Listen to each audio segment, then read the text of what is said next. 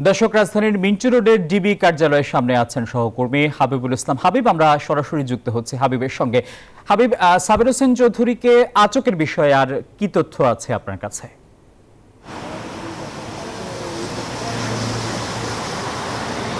টিপু, আপনাকে ধন্যবাদ। আসলে সাবের হোসেন চৌধুরীকে বিকেলের কিছুক্ষণ সন্ধ্যার আগ মুহূর্তেই তার গুলশানের বাসায় খুব গোপনীয়তার সাথে অভিযান চালিয়ে ডিবি পুলিশ তাকে আটক করে এবং পরে তাকে সেখান থেকে ডিবি মিন্টু রোডের ডিবি কার্যালয়ে আনা হয়।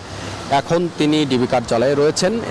তবে ডিএমপির পক্ষ থেকে কোনো ধরনের বক্তব্য না পেলেও ডিএমপির মিডিয়া সেন্টারের উপপুলিশ কমিশনার তালিবুর রহমান তিনি আমাদেরকে জানিয়েছেন যে সাবের হোসেন চৌধুরীকে এখনও পর্যন্ত কোন মামলায় গ্রেপ্তার দেখানো হবে সে বিষয়টি এখনও নিশ্চিত হয়নি। তবে সাবের হোসেন চৌধুরীর নামে বেশ কয়েকটি মামলা রয়েছে। আপনি জানেন যে ছাত্র জনতার আন্দোলনে বিগত আওয়ামী লীগ সরকারের বেশিরভাগ মন্ত্রী এমপির নামে ছাত্র হত্যার বা ছাত্র জনতার আন্দোলনে যাদেরকে হত্যা করা হয়েছে অন্তত 1000-এরও বেশি মানুষ নিহত হয়েছেন এবং অসংখ্য মানুষ গুলিবিদ্ধ হয়ে পঙ্গুত্ব বরণ করেছেন।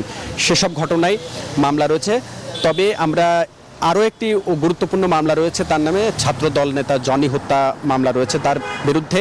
সেসব মামলায় তাকে হয়তোবা কোনো একটিতে গ্রেপ্তার দেখে আগামীকাল দুপুরের পর তাকে সিএমএম আদালতে হাজির করা হবে। আর রাতে তাকে প্রাথমিকভাবে জিজ্ঞাসাবাদ করা হবে। জিজ্ঞাসাবাদে হয়তো যে তথ্য উঠে আসবে আগামীকাল কোর্টে সে বিষয়টি ডিবি পুলিশ আদালতকে জানাবেন। তো এই ছিল আমার কাছে সাবের হোসেন চৌধুরীকে গ্রেপ্তারের সবশেষ খবর। টিপু। হাবিব, আপনাকে ধন্যবাদ।